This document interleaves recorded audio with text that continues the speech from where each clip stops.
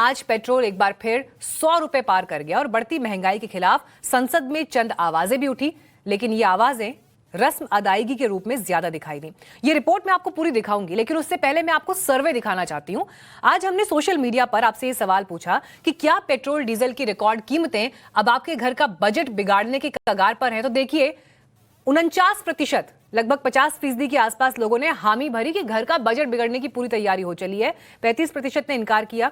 6% मानते हैं कि पहले से ही हाल खराब था, ऊपर से अब ये दाम और बढ़ गए हैं। और 10% लोगों ने यह माना कि इन कीमतों पर अंकुश लगना चाहिए।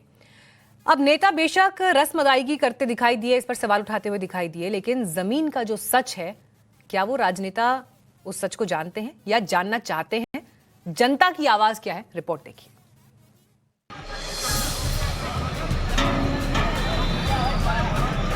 पटना में हादसा हुआ, डीजल लेकर जा रही पिकअप पलट गई तो डीजल की लूट मच गई।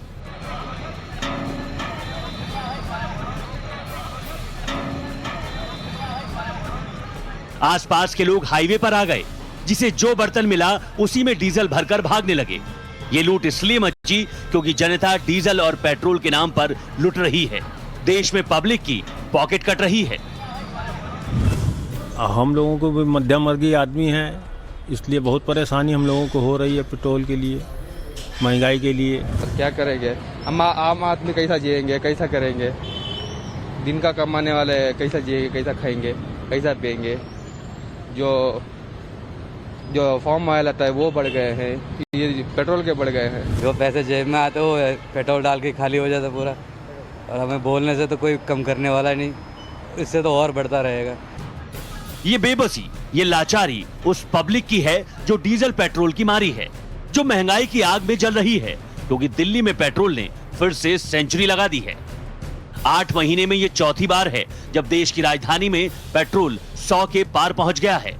5 राज्यों के विधानसभा चुनाव खत्म होने के बाद महंगाई ने देश में अटैक करना शुरू कर दिया है। घरेलू सिलेंडर के साथ साथ पेट्रोल की कीमतें लगातार बढ़ रही हैं। पिछले 7 दिनों से 6 बार पेट्रोल की कीमतों में इजाफा हो गया है। मैं आज की बात करूं तो आज भी पेट्रोल की कीमत 80 पैसे बढ़कर 100 रुपये 21 पैसे हो गई, यानी कि आज पेट्रोल ने दिल्ली में शतक लगा दिया है। मैं इस वक्त दिल्ली के पेट्रोल पंप पर मौजूद हूं। देखिए, मैं आज की कीमत मैं बताऊं तो 100 रुपये 21 पैसे पेट्रोल की कीमत है। वहीं डीजल की बात करूं तो डीजल में भी 80 पैसे की बढ़ोतरी हुई है, जिसकी कीमत 91 रुपये 47 पैसे हो चुकी है। 138 दिनों तक पेट्रोल डीजल के दाम नहीं बढ़े, उस पर ब्रेक लगा रहा क्योंकि 5 राज्यों में चुनाव था। चुनाव खत्म हुआ तो तेल की कीमतों का ब्रेक फेल हो गया। कीमतें रोज बढ़ रही हैं। पिछले 7 दिनों में पेट्रोल और डीजल के दाम 6 बार बढ़ चुके हैं, जिससे देश की जनता बेहाल है।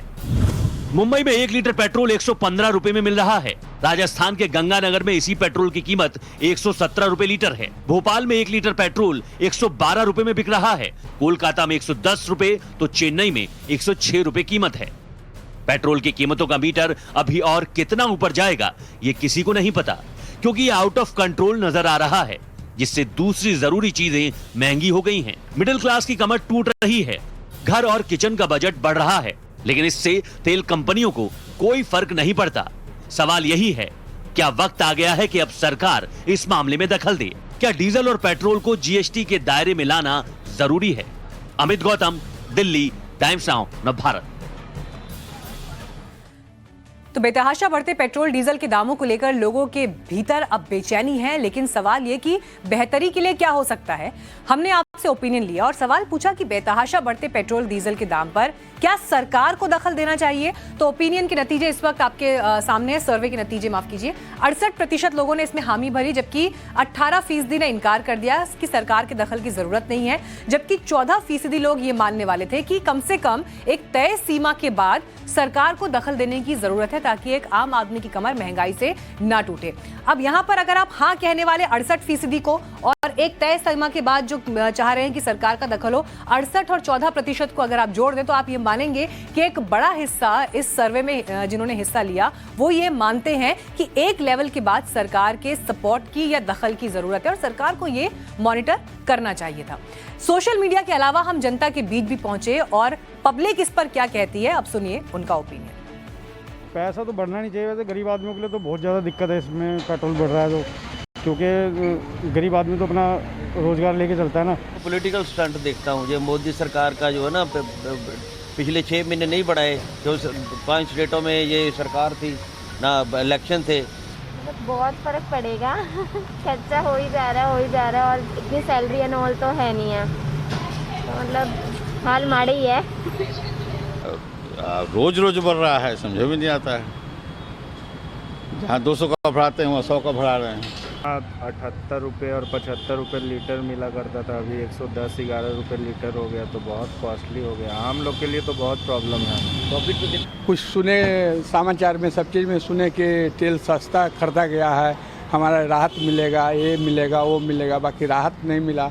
इलेक्शन ख़त्म होते बढ़ गया, बहुत दिक्कत चल रहा है। आदमी जिएगा का, यही से कारोबार सब चीज़ है, हर चीज़ का, और हर चीज़ की महंगाई बढ़ते जाएगा। लेकिन यहाँ पर सबसे बड़ा सवाल ये है कि आखिर अगर पेट्रोल डीजल की कीमतें बढ़ रही हैं तो किस लेवल तक ये कीमतें बढ़ेंगी और क्या इसकी कोई सीमा होगी, कैसे इसे कंट्रोल किया जा सकता है? सुनिए इस पर एक्सपर्ट का ओपिनियन।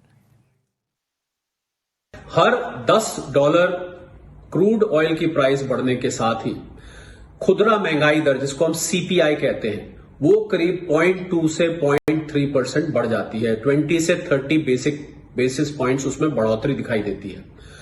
तो मुझे लग रहा है उतनी ही महंगाई सरकार लोगों पर पास ऑन करना चाहेगी जितनी वो बर्दाश्त कर सके। तो ये उस लिमिट तक जाएगी जहां तक या तो सरकार टैक्सेस को वापस लेगी, केंद्र सरकार एक्साइज ड्यूटी, राज्य सरकार वैट उस पे वापस लेंगे, या इसको जीएसटी के अंतर्गत लाया जाएगा। तो पहला तरीका तो यह है कि सरकार उस पे जो टैक्सेस लेती है, ज्यों ज्यों बढ़ती जाती है, टैक्सेस उस पे कम कर दे। दूसरा तरीका यह है कि रशिया से भारत सरकार अपना आयात बढ़ा दे, क्योंकि रशिया सस्ते दरों पर क्रूड ऑयल दे रहा है। ये एक दूसरा विकल्प बनता है। तीसरा विकल्प जो कि लॉन्ग टर्म है कि हम एथेनॉल, हाइड्रोजन और इलेक्ट्रिक व्हीकल्स, इनकी शीघ्र अतिशीघ्र गिनती बढ़ाएं। इस पे जो काम बाकी है उस काम को जल्दी से जल्दी पूरा करें।